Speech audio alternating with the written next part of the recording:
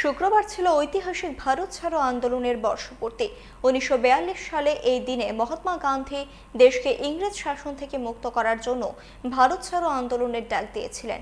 এই দিনটি সারা দেশে কংগ্রেসের উদ্যোগে বিভিন্ন কর্মসূচির মধ্য দিয়ে পালন করা হয়। আগরতলা প্রদেশ কংগ্রেস ভবনের সামনে তৎকালীন সময়ের কংগ্রেস নেতাদের প্রতিকৃতিতে পুষ্পার্ঘ্য অর্পণ করা হয়। সেখানে উপস্থিত ছিলেন পিসিসি সভাপতি আশিস কুমার সাহা সহ অন্যান্য নেতৃত্বরা। পরে তারা গান্ধীঘাটে গিয়েও প্রয়াতদের প্রতি শ্রদ্ধা নিবেদন করে।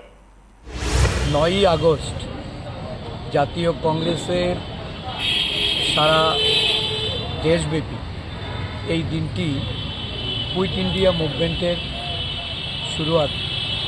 মহাত্মাজির ডাকে এই গণ আন্দোলন সারা দেশব্যাপী শুরু হয়েছিল। আজকে দেশের বুকে গণতন্ত্র,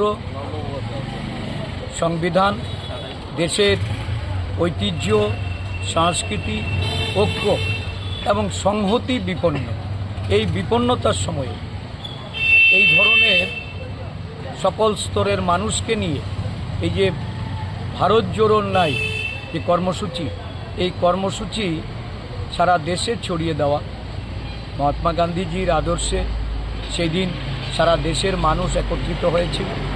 আজকে জাতীয় কংগ্রেস নেতৃত্ব দেশবাসীকে ঐক্যবদ্ধ করে এই ভারতবর্ষের মানুষের গণতান্ত্রিক মুক্তির জন্য, সংবিধান বাঁচানোর জন্য এবং বিভেদকামী শক্তিকে রুখে দেওয়ার জন্য এই আজকে অঙ্গীকারবদ্ধ হবে। पंख मिल जाते हैं ख्वाब वालों को, आड़ते हैं जिंदगी सवर ले, ऊंची ऊंची उड़ाने मुस्काने, उस मीठे पल का भरोसा तू कर ले।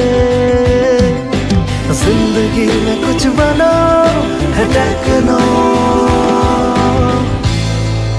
Techno College of Engineering, Agartala.